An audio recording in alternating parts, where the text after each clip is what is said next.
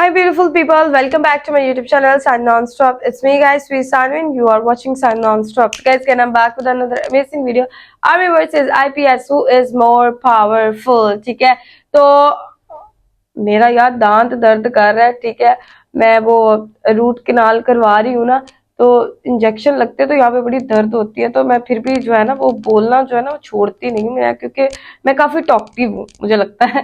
ठीक है, तो आर्मी का और आईपीएस ऑफिसर्स जो है वो देखते हैं कि कौन ज्यादा पावरफुल है। आपके ख्याल में आईपीएस जो है वो पावरफुल है या आर्मी पावरफुल है? आप लोग अपनी राय कमेंट बॉक्स के अंदर जरूर दीजिएगा। जितने लोगों ने अब तक मेरे चैनल को सब्सक्राइब नहीं किया, फटाफट से मेरे चैनल को सब्सक्राइब कीजिएगा, वीडियो को लाइक और शेयर जरूर दीजिएगा। और जो है ना वो आर्मी के फैन है तो जरूर वीडियो को लाइक करते जाइएगा। तो let's start the video guys. जय हिंद दोस्तों। एक तरफ है आईपीएस यानी कि इंडियन पुलिस सर्विस के पुलिस ऑफिसर्स, दूसरी तरफ है इंडियन आर्मी के ऑफिसर्स। दोनों में क्या अंतर है, किसके पास कितना पावर है, आज के इस वीडियो में इन दोनों को कंपेयर करेंगे और हम आपको बताएंगे कि इन दोनों में डिफरेंस क्या है। आईपीएस ऑफिसर बनने के लिए यूपीएससी क्रैक करके आईपीएस के लिए अप्लाई किया जाता है और यूपीएससी क्रैक करके आईपीएस ज्वाइनिंग रैंक होता है ASP, assistant superintendent of police. एक आईपीएस ऑफिसर को राजनीतिक और पब्लिक दोनों का ही ख्याल रख के ड्यूटी करना होता है और एक आईपीएस पुलिस ऑफिसर का काम है स्टेट के इंटरनल मामलों को सुलझाना, स्टेट के अंदर क्राइम को रोकना, न्याय व्यवस्था को बनाए रखना, क्राइम को इन्वेस्टिगेट करना और क्रिमिनल को कोर्ट में पेश करना आईपीएस ऑफिसर का मेन काम है। इसके अलावा भी वीआईपी सिक्योरिटी के लिए भी एक आईपीएस ऑफिसर का इस्तेमाल किया जाता है। आईपीएस ऑफिसर का जो ड्यूटी टाइम है वो नॉर्मल पुलिस जैसा ही होता है, लेकिन आईपीएस ऑफिसर्स के छुट्टी बहुत कम होती है। फेस्टिवल सीजन में एक आईपीएस ऑफिसर का ड्यूटी और ज्यादा बढ़ जाता है। बात करते हैं एक आईपीएस ऑफिसर के पावर के बारे में। एक आईपीएस ऑफिसर की पावर एक स्टेट लेवल पे बहुत ज्यादा होता है। एक आईपीएस ऑफिसर अपने स्टेट में बहुत ज्यादा पावरफुल होता है। CAPF, NSG, intelligence bureau, raw,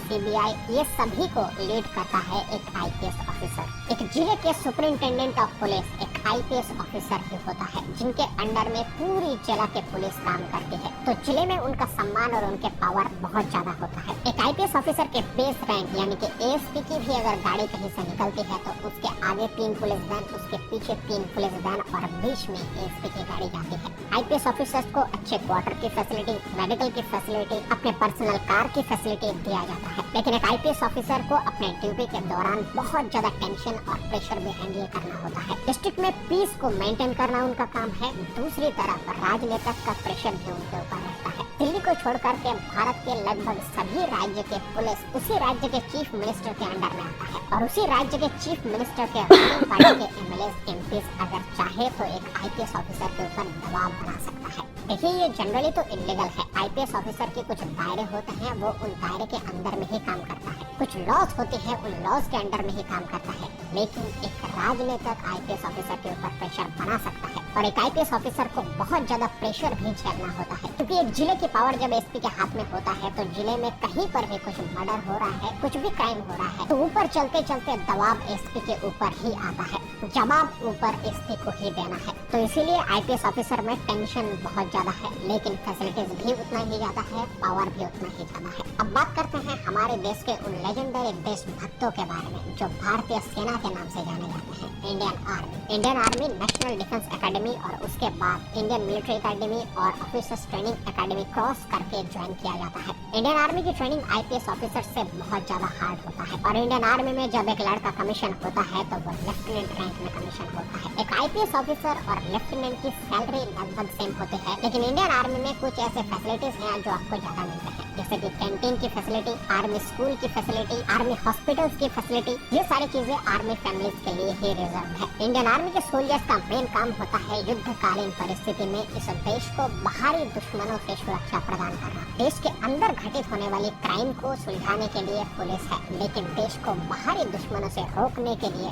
या फिर बाहरी दुश्मनों से लड़ने के लिए इंडियन आर्मी है। काउंटर टेररिज्म ऑपरेशन और युद्धकालीन परिस्थिति में इंडियन आर्मी को फ्रंट फुट में भेजा जाता है। इंडियन आर्मी इस देश का लास्ट लाइन ऑफ डिफेंस है। इंडियन आर्मी अगर खत्म हो गया तो पूरा देश खत्म हो जाएगा। अब बात करते हैं इंडियन आर्मी ऑफिसर का पावर की, क्योंकि इंडियन आर्मी एक अलग ही तरीके का जॉब है दोस्त, ये एक अलग रुतबा है, ये देशभक्तों का जॉब है। यहाँ पर जाने के बाद आप अपने काम को नहीं कर रहे हैं, आप अपने जान तक कुर्बान करने से पहले के दोबारा नहीं सोचेंगे इस देश के लिए, हमारे लिए। इसीलिए इंडियन आर्मी का पावर भी बहुत ज्यादा होता है। इंडियन आर्मी के कोई भी सोल्जर अगर इस देश के किसी भी कोने में किसी भी मुसीबत में पड़े, अगर कोई भी उसके साथ में खड़ा ना हो, लेकिन फिर भी इंडियन आर्मी हमेशा से उसके साथ में खड़ा रहेगा। उसके रेजिमेंट के लोग उसके साथ में खड़े रहेंगे, उसके पलटन के बंदे उसके साथ में खड़े रहेंगे। वो घर में घुस कर ठोक कर आएंगे, चाहे कोई भी हो, उसे कोई फर्क नहीं पड़ता। लेकिन अपने बंदों के ऊपर कोई आंच नहीं आना चाहिए। इंडियन आर्मी हमेशा इंडियन आर्मी के सोल्जर्स के साथ में खड़े रहते हैं। इंडियन आर्मी में एक अलग ही तरीके का, अलग ही लेवल का ब्रदरहुड है। यहाँ पर कोई कसम नहीं खाई जाती है एक दूसरे के साथ में रहने की,